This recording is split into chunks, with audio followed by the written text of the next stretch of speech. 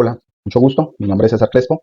En esta ocasión voy a presentar un voz en off de la asignatura Evaluación Educativa Interdisciplinar.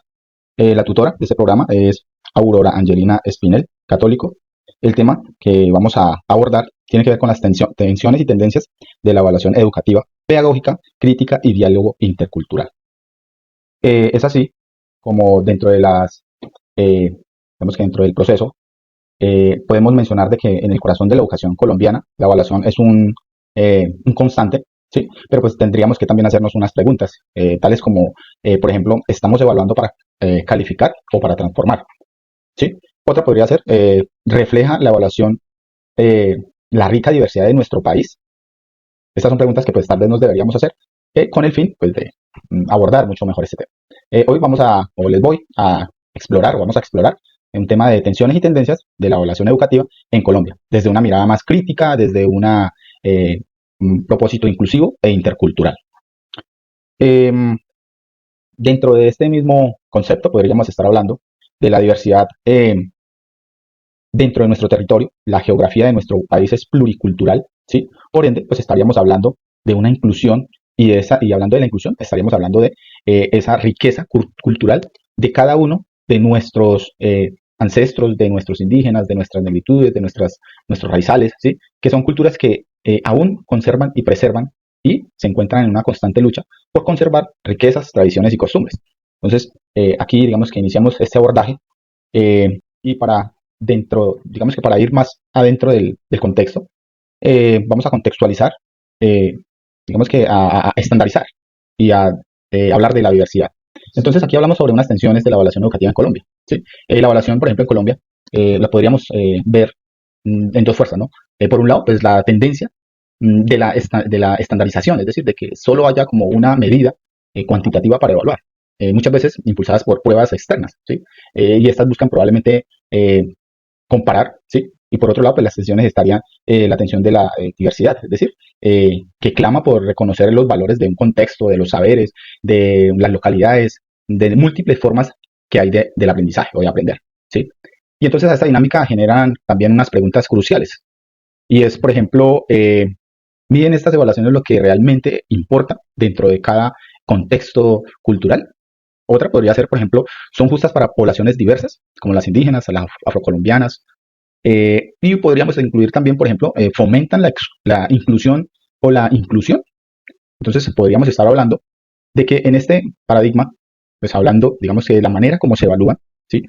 Podríamos decir que en Colombia, pues aún esa estandarización perjudica el desarrollo y el progreso cultural de nuestras poblaciones indígenas, campesinas y afrocolombianas, ¿sí? Porque son medidas bajo digamos que, unos lineamientos que digamos que no contemplan la cultura, el actuar, el aprendizaje por medio de la naturaleza, el aprendizaje por medio de la transformación, de la adquisición de saberes, costumbres de los antepasados. Y entonces vendríamos a colocar todo esto en una balanza, ¿no? O evaluamos un conocimiento o evaluamos cualitativamente una tarea, una acción a realizar. Y aquí pues ya seguimos, digamos que hablando sobre esas mismas tensiones, pero pues en esta ocasión y en este ejemplo que nos muestra acá la imagen, pues aquí estaríamos utilizando una regla, ¿sí? Como medio para medir a los niños, a los jóvenes de una misma forma, ¿sí? No estamos respetándoles de cierta forma su autonomía, ¿sí? Dentro de un contexto rural, dentro de un contexto campesino, desde un contexto indígena, desde un contexto afrocolombiano, ¿sí? Estas tensiones cada día se vuelven un poco más exigentes y por ende, pues permiten no, la palabra es perjudican el proceso de aprendizaje y olvido, ¿sí? Es decir, ya las comunidades indígenas se van al olvido, es decir, por estos métodos de evaluación probablemente se vayan extinguiendo las lenguas, las costumbres y las tradiciones de estas comunidades.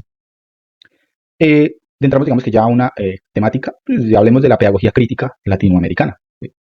Y en esto pues podemos poner unos referentes y digamos que estos referentes son muy reconocidos y hablamos de que frente a estas tensiones, pues la pedagogía crítica latinoamericana, con pensadores como Pablo Freire, nos refiere a una perspectiva poderosa, ¿sí? Y que nos invita a ver la educación y la evaluación como actos políticos, ¿sí?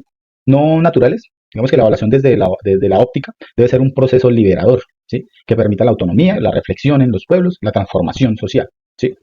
Y digamos que no solo se trata de evaluar a alguien, sino de evaluar con alguien, ¿sí? Es decir, reconocerle a ese alguien que tiene sabiduría, que tiene conocimientos diferentes a los míos, ¿sí? Para desenvolver, digamos que para desenvolverse en sus realidades. Y con ello, pues, permita construir conocimiento colectivo. ¿Sí? Mm, Hablamos ya digamos que desde una perspectiva del diálogo, ¿sí? El diálogo, podríamos conectar la pedagogía crítica con la educación inclusiva e intercultural, y es esencial, digamos que dentro del contexto colombiano. Esto significa que la evaluación debe ser sensible a las diferencias culturales, lingüísticas y cognitivas de nuestros estudiantes. Reconocer el valor, reconocer su tradición, su costumbre, su dialecto, es, digamos que, muy importante dentro de un contexto educativo e intercultural.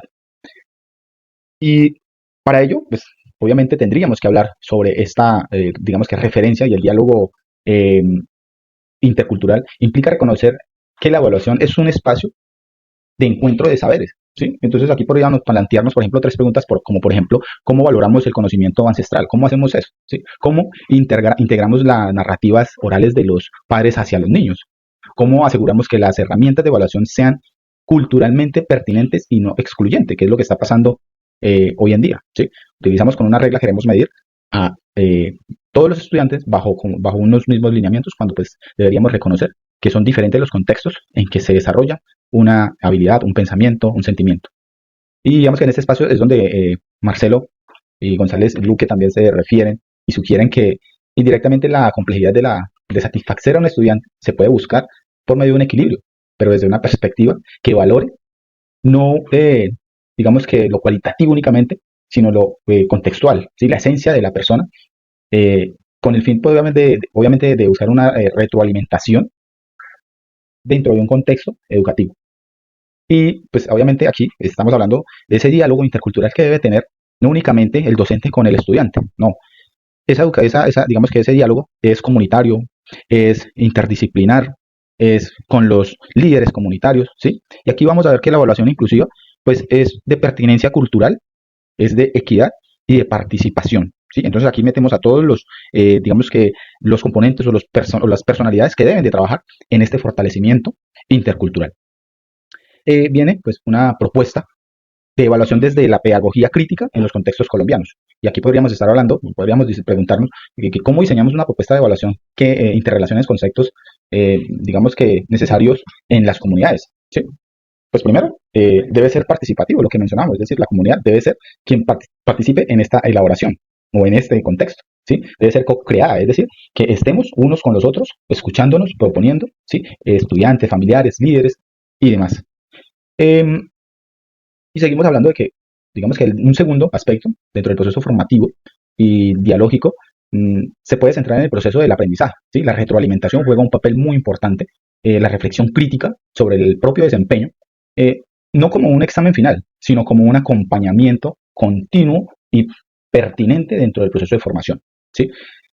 Otro, digamos que podría ser que se debe ser contextualizado y flexible, utilizando métodos diversos como la observación, portafolios, proyectos, narrativas de nuestros abuelos, eh, presentaciones orales, en lengua materna, digamos que en diferentes poblaciones, y que valoren, obviamente, los saberes de estas comunidades. ¿Sí? Digamos, y finalmente podríamos estar hablando de que la evaluación debe ser un motor para la transformación social. ¿Sí? El evaluar críticamente nos ayuda a identificar no solo qué falta, sino también que debemos fortalecer el recurso por medio de acciones necesarias que vayan encaminadas a un trabajo comunitario. ¿Sí? Que la educación con el tiempo sea más justa, reconociendo que no todos debemos o deben ser evaluados de la misma forma. Y aquí viene pues ya digamos que un llamado a la acción, y es decir, el hacer. ¿Sí? El hacer va, digamos que correlacionado, ¿sí? Digamos que la evaluación educativa en Colombia pues tiene el potencial del ser mucho más que una herramienta de medición. Desde la pedagogía crítica pues podríamos hablar de la inclusión y el diálogo intercultural como medio que puede convertirse en un camino para la liberación de saberes, es decir, para que las personas puedan recuperar esas lenguas, esas costumbres que se han venido perdiendo. ¿Sí? La valoración de la diversidad en los diferentes contextos territoriales contribuye a una sociedad más justa. Esto es todo por hoy. Dejo una pequeña oración como reflexión. Muchísimas gracias.